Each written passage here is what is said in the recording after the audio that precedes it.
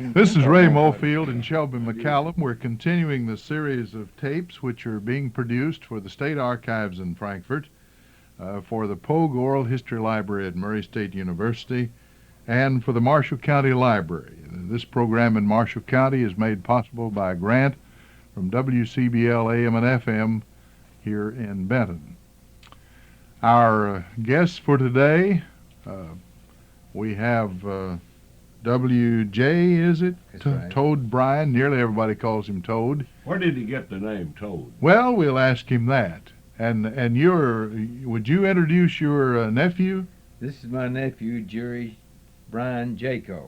Jerry Brien Jaco. His All mother right. is my sister, the only sister I have.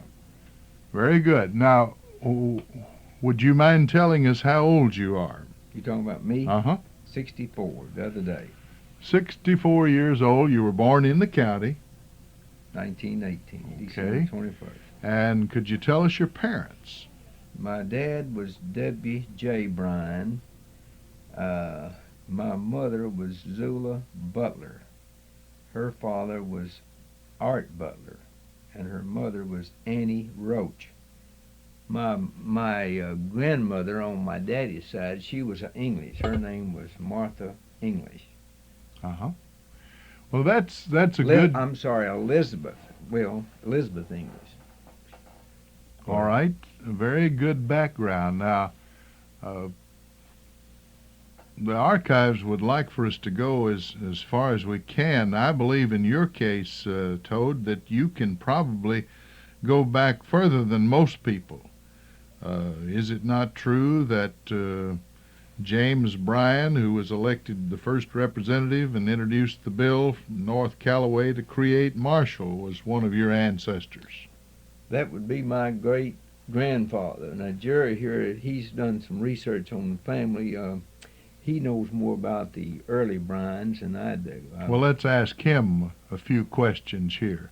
I've heard someone say that some of the Bryans that fought with General Jackson at New Orleans on January the 8th, 1815, were forebears. Is that true? Yes, James Brien, one Toad spoke of. He was there at the Battle of New Orleans. Just exactly how he participated, we don't know. But We might not want to investigate everything. That's right. Yeah. he later was referred to as Colonel Brien, so evidently he made the rank of colonel during that time or shortly after. Well, I know that in reading an old history once, I read something about when he made the race. Of course, this was all Callaway County, and Callaway, incidentally, was the second county in the purchase. When it entered as a county, having been bought on October the 19th, 1818, it just served administratively as part of Caldwell County, with the county seat at Princeton. And then when they made the purchase a county, it became Hickman. Well, then the first county cut off, and of course eventually we have 8 altogether, but Callaway was the first. Now, the opponents of Brien in the campaign said that scoundrel, if he's elected, is going to introduce a bill to create another county and make North Callaway another county. Now, I don't know whether he denied it or not. I didn't see anything except this historical reference, but he did just what his opponents accused him of doing, and I presume all Marshall Countyans are somewhat happy about it, although as an overall view, I guess all of us might agree there may be too many Kentucky counties for 1982 purposes. I'm sure there weren't when the ideal was to get to the county seat and back in the same day, and with the mud roads they had in those days, the counties were not too large. There are only two states that have more counties than Kentucky. Yeah. And those states are Georgia and Texas. That's right. Georgia has 150, and Yeah. Texas has 250, but inasmuch as they are bigger than Germany and France combined, You could, with 265,000 square miles, you can understand why Texas would have that many counties. Well, let's get back to your schooling. We're interested about your elementary school first. Me. Did you happen to go to a one-room school? I did. I went to Pinnacle School. Pinnacle? Where was Pinnacle? Pinnacle was located about 3 miles up the river from Gibbersfield on the old Gibbersfield-Birmingham Road. The first school teacher I went to was Berna Cox Petway, the first grade. Great. I was going to ask you if you remembered Yeah. any of your teachers. I did. I remembered her, and I remember some of them. Arlene Fieldston Cup that lives out here in Bryansburg. I went to her, and I went to a fellow named Carl Darnell that used to live at Gibbersfield, and I went to school to Fanny Smith, who later married Robert Barrett. And I went to my cousin, Mary Jo Holland, who's a sister to Woodrow Holland. She taught there. And I believe that's about all I remember. But before I got out of the 8th grade, I'm going to say about 6th grade, I'm guessing they done away with Pinnacle School, and from then on I went to Gibbersfield, finished the grades, and then went to high school and graduated from Gibbersfield High School. Well, very good. That's, I'd say, almost a perfect memory there. I went to... Then, after you were graduated, I believe you did attend Murray State? Yeah, I later, after the war was over, I went to... I started to Murray after high school, but dropped out, but I didn't go back until after the war, and I went back and finished and got my degree in 1951, I believe. Well, what was your favorite subject, say, back in grade school? Well, as I remember, I wasn't too interested in school at that time, but I would say that history was my favorite subject. My dad was always interested in history and talking about it, and I got interested in it, and I would say history was my favorite subject. Do you remember any of the games that were played in this one-room school? Well, we, of course, look forward to recess. We'd play, I believe they called it Three-Eyed Cat, and we played, I don't remember. You remember how that was played? No, I don't. I can't, if I'd have thought about it a little bit, but I can't say right offhand how we played it. But there wasn't too many of us in our school. It was a very small school. Oh, yeah, there's one other teacher I went to that I forgot, was Mary Helen Gregory, who's now married to Wilson Hoover at Mayfield. Her father was Mr. J.R. or Fred Gregory, and she had a brother named Houston and Paul and Worth. Worth got killed in World War II, but Houston lives at Reeland, and Paul lives down here around Lakeview community. Oh, that's great. That's just the type of thing we need on a tape of this kind. That's wonderful. Well, did you ever play Wolf Over the River? Oh, yeah. And we played that game. Is that what you call Wolf Over the River, where the fellow would bend over and you'd run and hit him on the back and jump over him? Well, that's leapfrog. Leapfrog, yeah. We played that a lot at Pinnacle. You had to run Wolf Over the River. You'd run and people would be holding their arms, and you'd try to run and break through. Yeah. I remember we didn't have any water at Pinnacle a lot of the times, and we'd have to go to neighbors and carry water for the school. And all the boys wanted that job because they'd get out of school, and take their time. And you'd volunteer. You killed 30 minutes a lot of times or longer just going down there and get a bucket of water, see. So there was a lot of competition for the job. They'd hold up their hands and me and so-and-so go get a fresh bucket of water. Oh, that's wonderful. That's just precious as it can be. We certainly were you a wild student in those days? No, did you ever get a whipping? I don't recall ever getting one. No, I was pretty meek. No, I didn't get no whipping.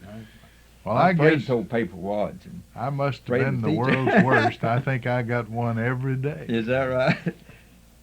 5 days a week. I had 22 days a month. I didn't get a whipping, but I had a fight with a boy in the schoolhouse one day. He brought his bird dog in there, and the thing tried to get in the seat with me, and I threw the bird dog out the door, and he thought I handled it a little too rough, so he was a pretty good-sized boy, and he gave me a pretty good whipping. His name was Frank Egner. He lives down in Little Cypress now, Possum Tree. Yeah, was it in school that you acquired the name Toad? No, I acquired that long before when I was a baby. In fact, I was a great big boy before I knew I had another name. In fact, I first thought my name was Joe Bill. One teacher called me Joe Bill because my daddy went by the name of Bill Joe, and I didn't know that I had a name other than Toad till I was a great big boy. I've seen my Toad on It hasn't hurt my you. report cards. Really, Yeah. it's just a nickname, but I've seen some teachers would fill out a report card in grade school and put Toad on there. Well, I've heard it said that many successful politicians like a good, easy, simple name. And I guess you've been about as successful as anybody in Marshall County history, haven't you? Well, I've been pretty lucky, I'll say that. I don't know how I'd compare with the rest of them, but I have been elected 7 times. I was elected county clerk 4 times, and I've been elected circuit court clerk 3 times. I've been continuously in office since I was elected in 1953, first time. Well, I haven't done any research either, but I'd think that might Oh, be a yeah. record or close to it. I think the person that served the longest local official prior to me was my cousin, Brien Holland. He's also a brother to Woodrow Holland. The older people knew Brien well. He served. Oh, I remember Yeah. Brien Holland. Brien, that's where he got his name. His mother was my daddy's sister, and he took the name Brien, and he served for 27 years as circuit clerk. Now, altogether, as county clerk and circuit clerk, this year I'm completing 29 years. Well, I think I'm close to being Yeah. right that possibly is a record. Well, we've gotten you out of grade school. As a young man, what sort of entertainment was there for you in your, say, courting days? Well, there wasn't a whole lot of places to go for entertainment. You know, if you don't have a car and you're grounded and the only way you can get there is ride a mule or catch a ride with somebody, that the biggest place of entertainment was go to church. If there's having a Yeah. brush arbor revival meeting at Locust Grove or Pinnacle or Provine Chapel, why, folks went from all around. And down at Gibbersville, we had 3 churches. We had a Methodist church, a Church of Christ, and a Baptist church, and none of them had what they call full-time preaching. They all would have what they call half-time or Once a quarter-time, month once or a twice a month, and, maybe. nearly everybody would, if they didn't have church at their church, they'd go to the other church. So Mhm. back then, when I was a kid, we went to church nearly as much at the I belonged to the Baptist church, my family did, but we attended the Methodist church and Church of Christ nearly as much as we did our own church, because we was always looking forward to some place to go, Well, something to do. I can well remember that. I know Yeah. at Hardin we would, I remember the Church of Christ, but we'd go to the Methodist church and the Baptist church, especially during revival meetings. That's right. And there was I don't know the exact division of what it was. We all called it the Holiness Church. It was whether it was Church of God Yeah, or exactly what, I don't remember that, but we'd go there too. So that was the principal thing. Now, you did get married. Yes, I got married in 1949. I married Betty Thompson from Olive. Her mother was Kitty Stone, daughter of Jack Stone. And her father, his name was Ted Thompson. He died when she was small, about 10 years old, and I never did know him. But he had a brother named Talma, who I believe used to teach school here in the county, and Boyce and Thurman. And her grandfather on her daddy's side was Clyde Thompson, and Betty Anderson was her grandmother. Can you recall any amusing incidents that occurred during the courtship, maybe? Was it love at first sight? You met her one day and married the next? No, or? no. How I met Betty, after the war, a year or two after the war, I come home from World War II. I had an interest in a restaurant in Benton. Jamie Griffith used to run the place. Everybody, older people know where Jamie's place was. I guess Shelby's been in there and got a mutton sandwich several times. But anyway, we bought this restaurant, and one of the waitresses that works there quit one night, and the fellow that was cooking for me, George Reed from Olive, told me, said, I know where you can get a girl to come in here and work for you, and she's good and pretty. And I said, well, what's her name? And he said, Betty Thompson. I said, well, bring her in. So he brought her in the next day, and I gave her a job, and that's where it started. Oh, well, hired her to work for him and then married her. Yeah, that's right. All right, that's good. Do Do you have any children? Yes, I was going to say, we have 2 children. We have a daughter, Charlotte Brien, who lives in Houston, Texas. She's employed by IBM Corporation, and she was a school teacher prior to going to work for IBM. She taught in Atlanta, Georgia. And we have a son, Bill, who is a part-time student at Murray State and a deputy sheriff. He goes to school at night and works in the daytime. All right, now you've told about running a restaurant, and were you in service? In the military? Uh-huh. Yes, I went in the Army. I was drafted on the 28th day of July, 1942. And went in, left here for active duty on the 11th day of August, 1942. And I spent... What, was that the Army? Yes, I was in the Army and Army Air Corps. I got sent to, let's see, I went to Fort Benjamin Harrison first, and later on I got transferred to the Air Force, and there was about 65 people from Marshall County left the day I did, and only 3 of us ended up in the Air Corps, and the rest of them, including my brother Bonnie, he was along, they ended up in the 95th Infantry Division, and they went to Texas. I was awfully disappointed when I saw them leaving and catching the train at Indianapolis for Texas. I didn't get to go because I got separated from everybody that I knew, but it turned out it's the best break that ever happened to me, because I got in the Air Corps and they got in General Patton's Third Army, and you know what kind of a rough time they had. Oh, yeah. That's right. So sometimes things that we think at the moment are going against us are actually, I guess the Lord knows better. I know he did it in that case. So you were very fortunate there. Go ahead and tell us a little more about after leaving the Air Force. Were you ever out of the United States? No, I never did get sent overseas. I spent most of my time. I had some experience as a substitute rural mail carrier at Gilbertsville and working in the post office for Mr. Artie Cup, who was postmaster. And about the time I completed my basic training, the Army found out through classification that I'd had some postal experience, and one of the big problems then was getting mail to soldiers, because all their mothers and dads and girlfriends and aunts and uncles was writing letters and sending cakes and pies and things, and the Army found out it was awful important for the morale of the soldiers to get that mail and get it on time. They even dreamed up a V-mail letter. That's right. I remember. And they found out I'd had some experience, so they pulled me out of the unit I was in. I think that I was lined up, ready to go overseas, and they pulled me out of the outfit I was in and put me in a civilian post office in Atlantic City, New Jersey, working nights. We'd work all night and get that mail ready to get out to the soldiers the next morning.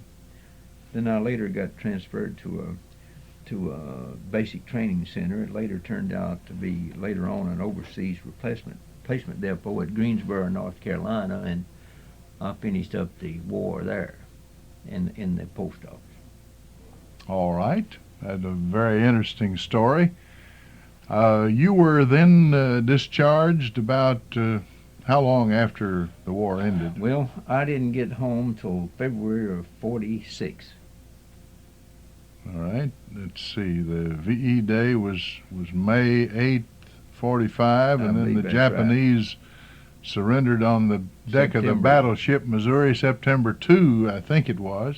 I remember that day mighty well. I remember the speech that General MacArthur made when he accepted the surrender, and I'm sure you and Shelby do too. Jerry's not old enough to remember that, but you remember the speech that Oh, I old will. Mac made, didn't you? Go ahead. Well, remember. All I was going to say, I just remember it. Yeah. Mm-hmm. All right, we need to move along, I guess. You came home, and did you start the restaurant after that? or- I believe that's about the first thing I done then, and then short time after that, I believe it's 1947, Earl Clements ran for governor, and I didn't know Earl Clements. I'd heard of him, and he came to Benton, and he had a fella driving him that I had never heard of at that time either, but later on got to know him quite well, and along with Shelby and some more people, he was a good friend of ours, was a fellow named Emerson Doc Beecham. I believe I've heard of Doc from So, Logan County. I got acquainted with Doc that day, and as I say, I didn't know him, and I didn't know his connection with Earl Clements, but when he got ready to leave Benton that day, they gave me some kind of a title. I forgot what it was in Clements's campaign, and so Doc Beecham told me, he said, now, if Earl wins and you ever need anything, he said, give me a call. And so I said, is he going to give you a job? He said, well, he said he might give me some kind of a little job, but he said, you call me. So went on there, see me like about the next year, after, or pretty soon after Clements got elected. Why, they started the first peacetime restoration after the war draft. They started the draft again, if you remember. And Yes. there was a lot of talk speculating around over the county who was going to get the job for as clerk of the draft board. Well, I came over to Benton. We didn't live in Benton. I lived with my mother and daddy out there, and somebody told me, said, you might get that job. Said Earl Clements will have a whole lot to do with it. So I got thinking about it, and I went home, and we didn't have a telephone. I went to a neighbor's house and called Doc Beecham. So he said, well, I'll check into it and call you back. So in about an hour, Beecham called me back, and he said, you went to work at 8 o'clock this morning. So I found out then that Beecham was a pretty good man to know. Yeah. Right in it, Shelby. That's right. You know, Shelby, do you note how life has changed? They didn't have a phone, and they went to a neighbor's. Yes, uh-huh. Well, that's a little Yeah, different. he has a few telephones now. I remember when Ned Breathitt was governor, he held a meeting with all the top officials, and he said, I want it made crystal clear that none of you is to accept any gift for Christmas more valuable than a country ham. And Doc Beecham said, Governor, there ain't nothing more valuable than a country ham. All right, well, when did you ever start to Murray? I got married on the 10th day of September, 1949, and Betty had gone the year before. She'd completed 1 year at Murray, and we got married and had rented an apartment about the day before we got married, and as soon as we married, we moved in this apartment over at Murray. You remembered the GI Bill. That's right, and I was making, $94 a month. And we both went to school on this $94 a month. I don't know how we done it, but a little later on, we moved into Orchard Heights. We got a little cheaper rent. Seemed me like the rent was $28 a month, and I got a job with Boone Cleaners, soliciting cleaning in my area out in Orchard Heights. I'd go to people's doors and knock on the doors and ask them if they had any cleaning, and I'd pick up their cleaning and take it to where Betty and I lived, and a boy from Boone Cleaners would come out and pick it up, and I made enough money out of my cleaning route to pay my rent and my some, just we wouldn't have got by. Yeah. Very great. That's just So I wonderful. stayed there till I graduated in 1952, I believe, and then Mr. Chambers, I met him on the street over here at Benton one day, and he asked me when I was going to get my degree, and I told him I was going to get it in August of '51, and he said, well, I've got a job for you if you want it, and I said, well, I want it. And Mr. Ted Chambers, as all y'all know, Oh, yes. was superintendent of the Benton City Schools, gave me the first job I ever had. How long did you teach? Well, I just taught 1 year there, and then the next year was election year, and I ran for county court clerk in '53 after I finished that 1 year and got elected. And then I, didn't take office till the first year, but then the Holland Rose gave me a job teaching down the 8th grade down at Sharp, and I taught down there till nearly the end of the year. Did you teach history, social studies? I did in Benton High School down there. Of course, in grade school, you taught everything. Taught everything Taught there everything. was. Yeah. But I taught social studies in Benton High School. All right, tell us what Gilbertsville was like as early back as you can remember. Where the stores, some of the merchants. Well, we had Mr. Will Moore had a grocery store, and Mr. Henry Williams had a grocery store, and Mrs. A.I. Chestnut had a grocery store right by the depot. And later on, Mr. Tommy Satterfield had a little grocery store there. But Gilbertsville was basically, I would say, a railroad town. The several people around Gilbertsville worked for the railroad company, and some of them, a few people, had jobs working in the postal, what they call a railway mail clerk. And but Gilbertsville was a town about like Hardin, I would say, similar to it. As you know, the bridge crossed the river there. I've thought about this, Ray. It's a little interesting that, the only place other than up at Aurora that they ever built a bridge across the Tennessee River from Paducah up was at Gilbertsville. The first they've had 3 railroad bridges at Gilbertsville, and then they've got one that goes across the top of the dam now.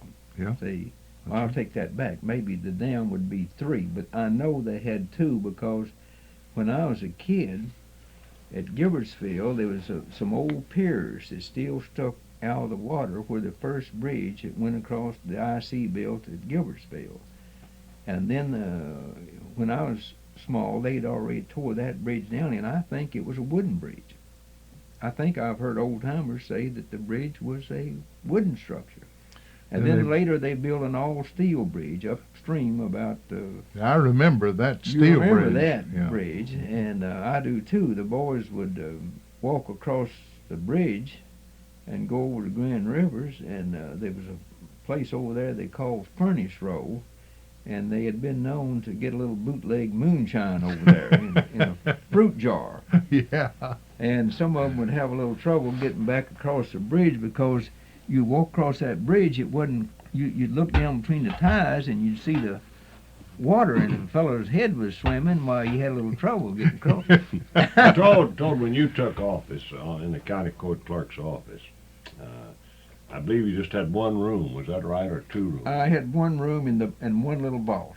Now, there have been some considerable changes in the courthouse. The courthouse has been enlarged twice, I believe. That's right. And could you tell us briefly some of the changes that have occurred in the administration of the justice and the the way that the system works here in Marshall County? Well, to the first question, there has been 2 additions built on the courthouse since I've been there. The first time when Artell Halton was judge, they built addition on the north side. They built a new jail. Prior to that time, the jail was down in the basement of the courthouse. You fellas can remember that. Jury can't, but you and Ray can. And Yes. they built a new addition. They built a jail. They built. They gave the county clerk more room, which I was in there at the time. They gave me 1 additional office space, and more vault space to store the records because it was outgrowing it. Then they built a fiscal courtroom, and then where the sheriff's got part of it now. At that time, the county judge occupied it. And then since then, they built a new addition on the south side. It's included new offices for the county clerk and tax commissioner upstairs, and the county finance officer on the east side. And then the basement is for the county clerk's records and recording. But the big change that I see, Shelby, as far as the court system is concerned, was in 1978 when they implemented the new judicial article, and the city court, the county court, and the police courts all over Kentucky was abolished, and they established what is we know now as the district court, which is the lowest tier in the four-tier court system. Boy, that poor fellow, in a way, the district judge has a lot to do, doesn't he? He is Yes. juvenile judge. He handles wills. He handles Hardin City Court, Calvert. Fellow, in a way, the district judge has a lot to do, doesn't he? He is Yes. juvenile judge. He handles wills. He handles Hardin City Court, Calvert City Court, Benton City Court, and Marshall County Court. That's right. That's right. They incorporated all those duties. They done away with those and took those judicial powers away from the county judge, away from these city courts and police courts, and put it. And they used to have a police court at Gilbersfield, so they had Gilbersfield, Calvert City, Hardin, Benton City Court, and the Marshall County Court. So that's right. all been Well, incorporated. Gilbersville was incorporated One for a time, time. that's right. Yes, that slipped my mind at the moment. Well, we're getting way along toward the end of the tape. Anything else in particular that you want to say? We better get Brother Jaco we're going to have here. to. We're going to run out here. Yeah. Go ahead. I don't have anything. I think I've talked enough. Yeah, Toad, of interest, I guess we could mention when my great-great-grandfather, James Brien, bought land here in Marshall County. It was through a government grant. And it's about 1823, 1824, right along in there. And the price at that time for Marshall County land was going for 25 cents an acre. Yeah. So he ended up with about 800 acres along about between 1820. I always wondered how Toad got so rich. He bought land for a quarter. That wasn't me. Inherited it. Yeah. Let me kept it. What he said about the land. My mother still has part of that land that my daddy had at the time of his death, and he Bought at Wadesboro. My daddy acquired his first share, that he actually purchased when he was 14 years old. They had been a family. They had to have a sale for a division. I guess when either James Brien, I guess, or as a result of his death, or my grandfather, whose name was Bonnie Brien, I guess that was it. But my dad bid in 20 acres of the 86 acres that we now have, or mother has, at the courthouse door when he was 14 years old. Now go ahead, and that's part of that same 25 cents an acre land, Right, I imagine. Another kind of amusing story we ran into. This occurred, I guess, about 1866 when James Brien was up in Frankfort as a state representative, and evidently filling of teeth was just new about that time. And James was one of the first from the county here to have his teeth filled. Well, his third wife, she always kind of made sport of that and referred to it as plugging his teeth. So James had his teeth plugged at that time. So your research shows that probably James Brien was one of the first citizens of Marshall County that had his teeth plugged. Maybe he's the first had enough nerve to do it. That story comes on the Franklin side. Margaret Franklin was his third wife, and she was up from around Taylorsville. I think she's later on, and some have heard descendants, or maybe maybe a grandson was Mr. Fred Franklin and Early Franklin, who were well-known people around the Bryansburg and Taylorville community. I believe Shelby, that's you right. generally close out the program with a question, and would you do that, please? Well, certainly. Toad, we've asked everyone this question. If you had your life to live over again, and we're not suggesting that it's nearly over by any means, but if you had it to live over again, would you again choose to make Marshall County your home? Oh, no doubt about it. I think Marshall County is the greatest place in the world. I mean, not taking anything many other places, but our roots are pretty deep here, and the people have been awful good to the Brien family, and I certainly would. Well, your answer has been the same as everyone else's. Except he seemed a little more enthusiastic. Well, that's because he's going to run again. Well, thank you very much. You've heard Ray Mofield, Shelby McCallum, our two guests today, Mr. Jerry Jaco, and Toad Brien, W.J. Brien, who is a circuit clerk. And this has been in the continuing series of tapes that's being produced for the State Archives in Frankfort, the Pogue Library at Murray State University, and on a WCBL grant, a special tape will be kept in the Marshall County Library here in Marshall County. Well,